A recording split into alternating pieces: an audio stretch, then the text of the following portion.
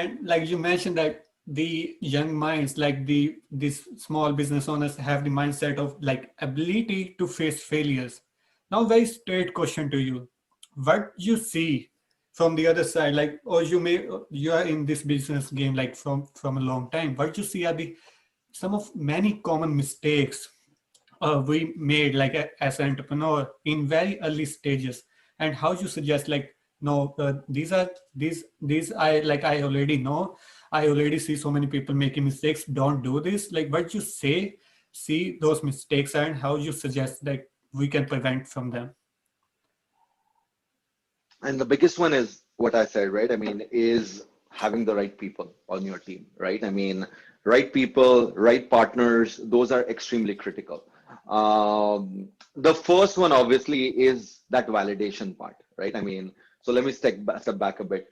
If you're not solving the right problem, or you don't have the right solution, or you're just making too many assumptions without properly giving respect to the people or the users or the companies that you're solving the problem for, you're getting ahead of yourself. You're setting yourself up for potential failure in essence, right?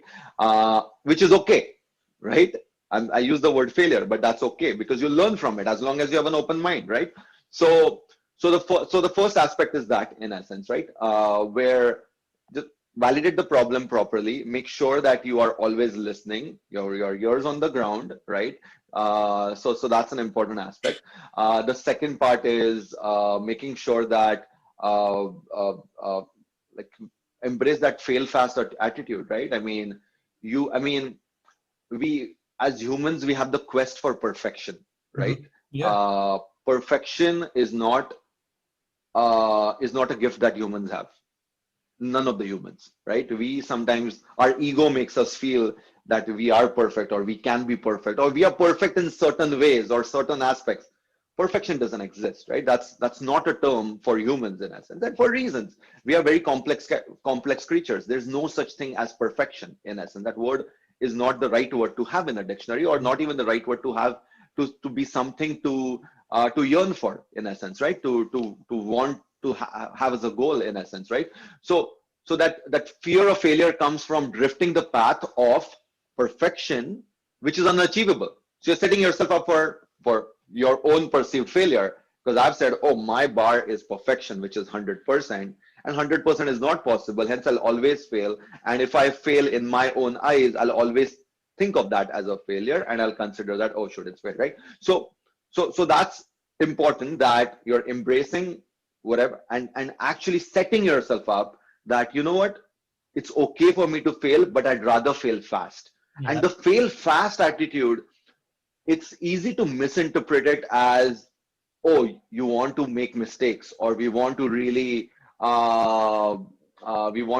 set it up for failure. No, it's not. It's the actual opposite. Fail fast, what actually means is you're asking questions. You're trying to figure things out. When you're asking questions, what happens is, when we don't want to fail, we won't ask certain questions, because we'll be like, oh, shoot, no, I can't ask that question. If I ask that question, can of worms is going to open up, and I don't think I have the courage to Yeah. face that can of worms. So let me just ignore it. Conveniently ignore. Ignorance is bliss. I'll continue on this path. I don't want to do that. But the mindset of fast failure is, you know what? Might as well open that can right now. If there's worms, I at least know that tomorrow how I can tackle those worms, or what I need to do with them in essence, right? So having that open mind, it's okay. I mean, I'd rather ask all the questions. That curiosity is very important, right? And I mean, an interesting part, I mean, are most of your audience from India, I would assume? Yeah, most of the views coming from India and Canada.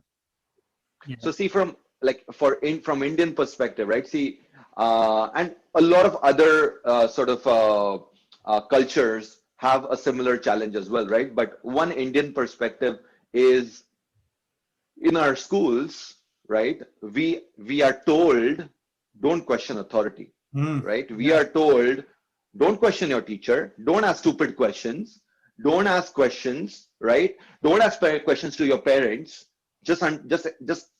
Accept them. Just let it be, accept it, right? And that the challenge is, when we sometimes take that attitude into our business. No, we don't need to ask questions. Let's just do it. There's no need for, and that I should not ask questions kills our curiosity, right? And that curiosity, the childlike curiosity, is the most precious asset we have as humans. That curiosity helps us look in different directions and try and find solutions. Solutions to problems are never linear. Solutions to problems are in every dimension possible, right? To keep that open mind to any possible solution that could potentially come and help us, we really need to look in every direction. And to look in every direction, we need to be open, we need to have curiosity. We need to be free. We need to feel our neck is free to look in any direction. We shouldn't feel concerned. Oh, no.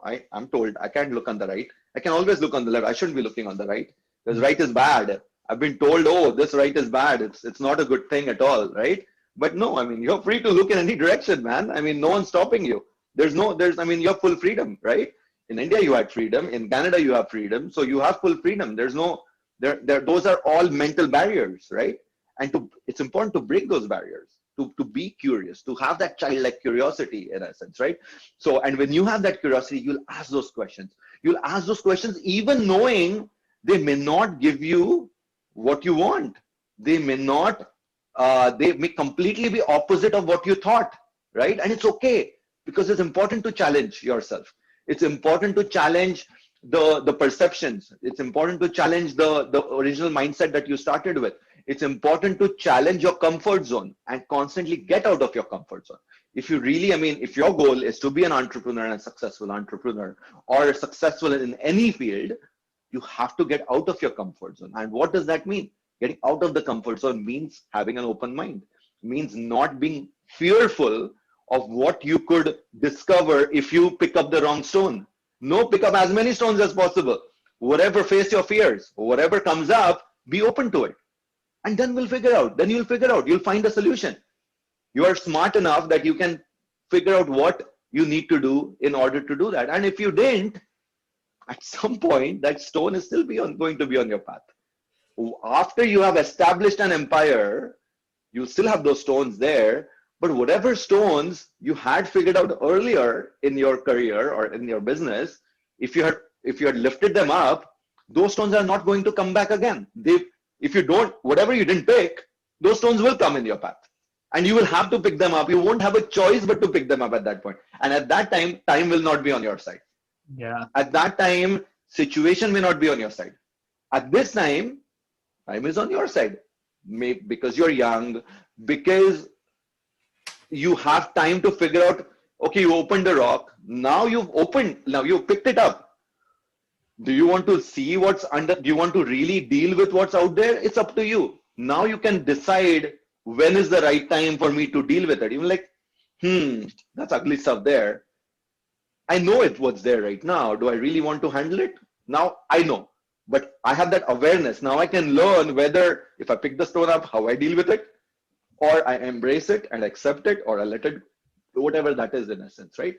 So those are in essence some of the aspects that are important, some of the mistakes that are important to stay away from. I mean, failure is the one that gets us the most. Fear is the thing that gets us the most, right? I mean, to be very honest, I personally believe most of that fear comes from that fear of judgment, right? I mean, because that fear is associated with what other people think, and that limits us from really doing what we want to do in a sense, right? And limits us, I mean, and again, it's easy to misinterpret that as whatever I'm thinking is right, and hence I should just do it without caring about others.